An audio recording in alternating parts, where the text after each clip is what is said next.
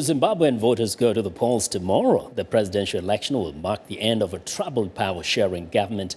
The ballot is the first to be held under the new constitution approved in a referendum earlier this year. For more on the big day, here's Africa 54's Ndimyake Mwakalyelye. Hello, Ndimi. Thank you, Vincent. Well, Wednesday's presidential election in Zimbabwe will reveal a lot about the southern African nation's future. Observers say Zimbabwe's economic and political problems have hindered the region's economic development and progress for many years. No matter the outcome, one leading expert says the election will mark the beginning of the end of President Robert Mugabe's decades-long rule. VOA's Mary Alice Salinas has more. For 33 years, President Robert Mugabe has ruled Zimbabwe, his image shifting during that span from anti-colonial liberator to intolerant dictator who brutalizes his own people. In election after election, he has claimed victory, even as the unemployment and poverty rates in the once prosperous country have soared to more than 80%.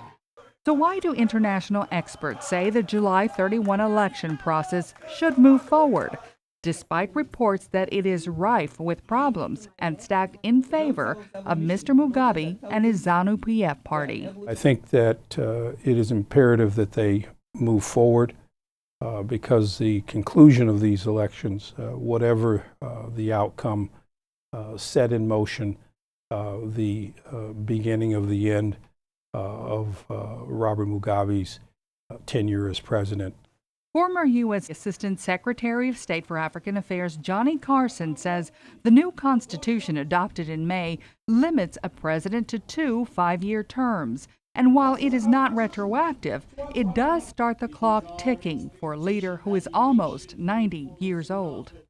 It's unlikely that he will be able to serve out 1 or 2 terms. Zimbabwe's ambassador to the U.S., Mwakalyelye Mupuranga, says that may be so, but Mr. Mugabe's policies will continue. Mugabe can go tomorrow, but the people of Zimbabwe will continue the struggle that was started by ZANU-PF. President Mugabe appears eager to end the fractured unity government he was forced into with Prime Minister Morgan Tsvangirai and his MDC party after a disputed 2008 poll. And this one should be a fight of our lives. Mr. Tsvangirai says he does not expect this election to be credible, but he sees hope for a new Zimbabwe. Our collective desire for real transformation will make us triumph over the setbacks we have experienced. Carson says that next to South Africa and Angola, Zimbabwe has the greatest economic potential in southern Africa, and its economy, which was in shambles, has experienced some growth under the unity government.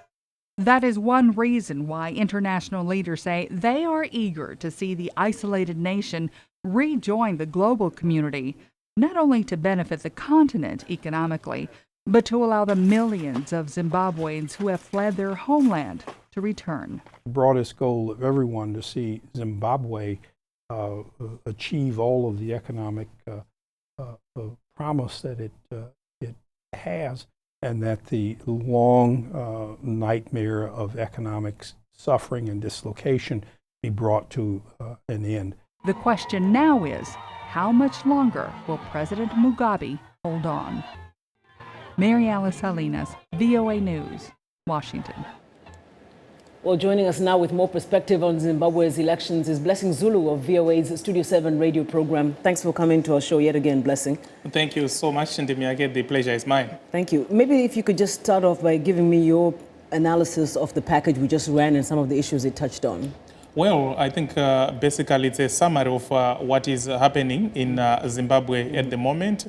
Also, Mr. Carson there talking about the concerns of the international community, because remember, Zimbabwe's leaders are still under sanctions from the US and also the European Union because of previous elections which were not free and fair. And also, of course,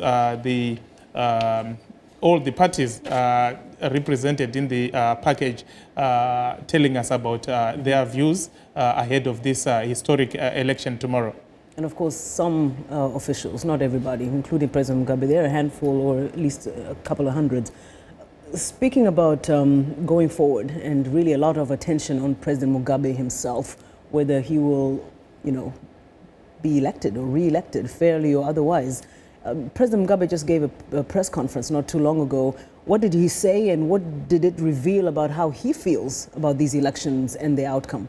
I think the concern has been whether Mr. Mugabe will go peacefully if he's defeated by Mr. Tsvangirai in the election tomorrow, because there were concerns, obviously, by many Zimbabweans that if Mr. Mugabe loses the election and refuses to go, Zimbabwe will be Egypt on steroids, people fighting in the streets.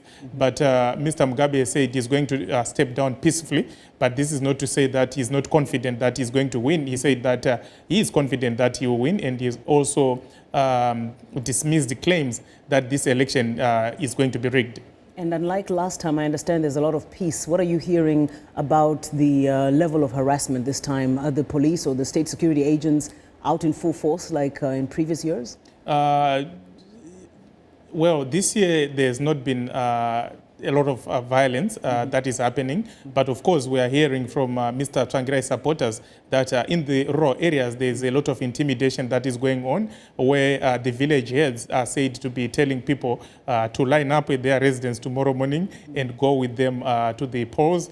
And they are saying that some people are being told that you should say, I am illiterate, therefore you should choose someone to vote for you, something like that. This is in the rural areas, but largely this has been a very peaceful election. Now, before we talk specifically about the strongest opponent here, Mr. Tsvangirai, I want to talk about the general candidate pool. There were 5, now there are 4. Of course, everybody's been hearing about Mr. Tsvangirai, Mr. Mugabe. What about the other 2? There's Ndimyake and then there's Welshman Ngube, who some say is the kingmaker in all this. Yes, Welshman, I think, might actually hurt Mr. Tsvangirai, not Mr. Mugabe, because you remember in 2005, he was the Secretary General in the same party with Mr. Tsvangirai, and there was a split. And especially in Matebeleland, where Mr. Tsvangirai has drawn a lot of his support, Mr. Ngube is proving to be a handful in that particular province. So this is where some people are saying that if the opposition was united, maybe they could stand a chance against Mr. Mugabe, but sadly, they are not. And what about the other candidate, Mr. Ndabengwa? Mr. Ndabengwa, well, I don't think he's going to be a factor in this election. Now, about Mr. Tsvangirai himself, he seems very confident that he will win, judging from what we've seen at his rallies. Thousands, if not millions, are turning out. And he said something about how he wants to put President Mugabe on a peaceful retirement course. What are we reading into that? Is there some arrangement that is being organized, maybe?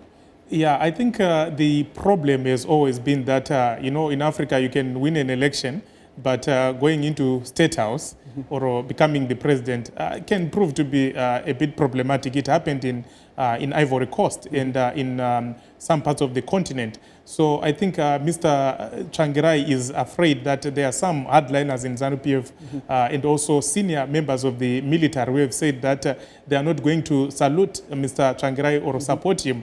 And there are also members of the Liberation War who back Mr. Mugabe. And so for Mr. Tsvangirai, the best option is to give them assurance that there's not going to be any retribution, so that at least he will be able to ease into the State House. So I think this is why he's trying to make sure that there are no tensions. And there's also been a lot of violence in Zimbabwe. So, obviously some people might say they want retribution. Now, what about the general public and the voters, more than 6 million, I understand? What is the expectation of many about what will come out of this election, irrespective of who wins? For many, you see, Zimbabweans are actually sick and tired of being sick and tired of politics. That's the problem. For many, they were saying it was better when there was this government of national unity, the electioneering and all that kind of stuff. And it's still uncertain what happens if Mr. Tsvangirai wins. What also happens if Mr. Mugabe wins the election. So it's not a very good thing to be a Zimbabwean at this point in time. Well, we'll know in a few days, after tomorrow's big day. After 5 days, that's when they say they will announce the results on the 5th of August. Okay, and of course you'll come back and tell us about that outcome. Blessing Zulu of VOA's Studio 7 radio program joining us today on Africa 54. Back to you, Vincent. Well, thanks a lot, Ndimi. We want to know what you think about Africa 54 and the stories we covered. Join the conversation on Facebook. The address is Africa 54, and check out our headlines 24/7 on voaafrica.com.